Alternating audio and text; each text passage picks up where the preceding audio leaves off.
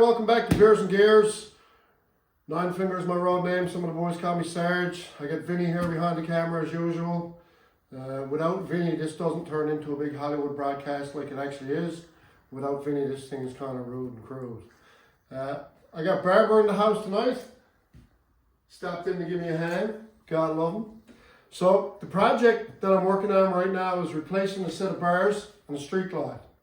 So we're going to do something different. Rather than showing you me doing the work on the bike, I'm in the middle of this project. So we're just going to give you a step-by-step in case anybody wants to put a set of bars on a street glide. This here is a 2011.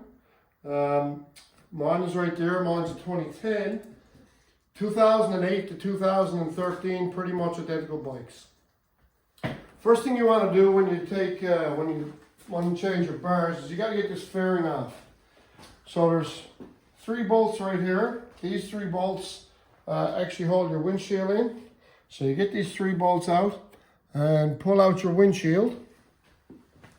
Then if you have a look in the side here, down in there, and it's going to be difficult to see in the camera, but there's another couple of bolts that you're going to have to take out. One on this side, one on the other side. So if you're using a ramp like I am, do this before you get the bike on the ramp, because once you get the bike on the ramp, you're not going to be able to turn the wheels to get at those bolts. A lot of these bikes have got these wind deflectors on them. The wind deflector is just 3 bolts. Pull them off. So you got that one, those 3, and your wind deflectors. This whole fairing then will tip forward. The only thing that's keeping it from coming off at that point is the plug for the headlight. So if you get your buddy to tilt it forward, you can reach in and unplug it or what have you, and then you can take the fairing off and you can lay it somewhere safe. So that's step number 1. Step number 2, this bracket here that holds on your indicators, this will also have to come off. Once you get those off, you're okay to let them hang if you like. I just use an old sock to put over them to protect everything when you got them hanging. Once you get that off, you're going to have to pop out your ignition. So if you want to take out your ignition, put the key in your ignition, turn it all the way to the left, and when you do, when you reach up under here, you'll feel a little button. You press that button, and this whole ignition will come right straight up out of the bike. And when we go back over there, I'll show you. So here you see the ignition is out of the bike. When you take the ignition out, there's a nut. So you take out the lock nut, and then there's a couple of plastic pieces. You take those plastic pieces off, and you lay all that aside. There's a cover that covers up your steering head here. That also has a couple of screws in the side of it. You take those screws out, and that cover will pop off. Then, believe it or not, on these bikes, the fairing, you may have to wiggle it a little bit if it's never been off before, but you can wiggle it around and tip it forward. And once you tip it forward, that exposes the clamp for the bars. Before you take off the clamp for your bars, you have to adjust your clutch cable to the slackest position. Take your clutch lever out. Then you have to unclamp your switch housings and your clutch. Same with your switch housings and your brake shifter, your brake lever on that side. Pop those clamps out and you're done. Your bars are off. Pretty simple process. Then you just reverse those steps, put it all back together.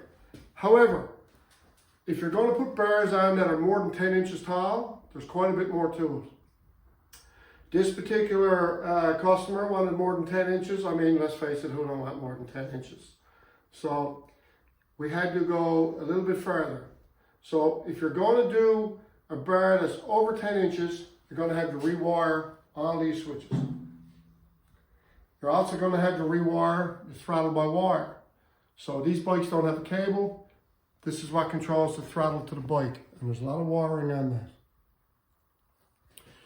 You can buy plug and play wiring extensions like I did for this particular bike. However, they weren't plug and play. One end of them will fit back in the connectors, but the other end had to be soldered and taped and what have you. So you've got to extend all your wires. You've got to actually buy another brake line because you need a longer brake line. I've actually got one sitting right over here.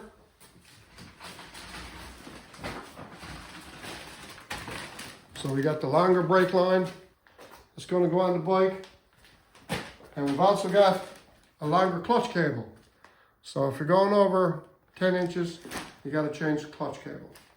So in order to change the clutch cable, you take off your right side pipe. As you can see, we got the pipe off. You take off your transmission cover. You take your cable off your lever and you feed it out under your bike because the cable actually straps up to the frame here. And it all comes off as a unit.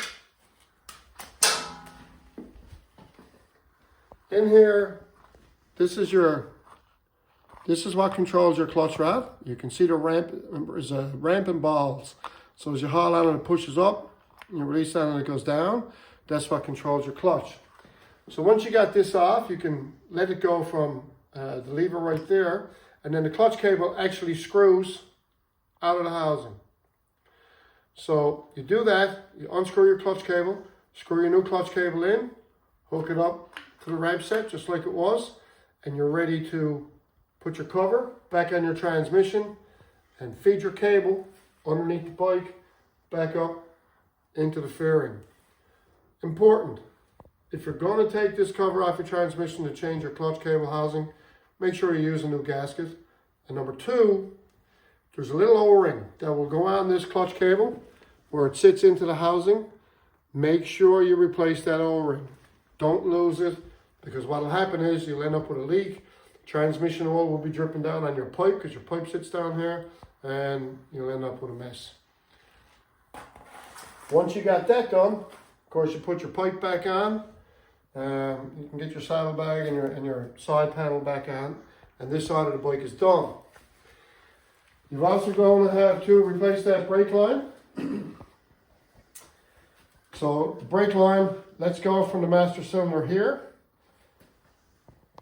and it runs into your caliper down here. That's a pretty straightforward procedure, but you are going to have to bleed it afterwards. Other thing is, make sure when you're bleeding the brakes, you use the proper fluid that Harley calls for. Check your owner's manual. Don't put the wrong stuff in or you're going to be in trouble. So once you've done the extra work with the clutch cable, the brakes, and the wiring, then you just reverse all the items that we talked about. Make sure everything is torqued to spec. You don't want to strip out any of these bolts. If you look at the beers and gears we did on Clicker's Dyna, you'll see that these can be a bitch to repair. We looked after that for him. And then when you're done, of course, you just lift everything back in place. Everything will settle right down.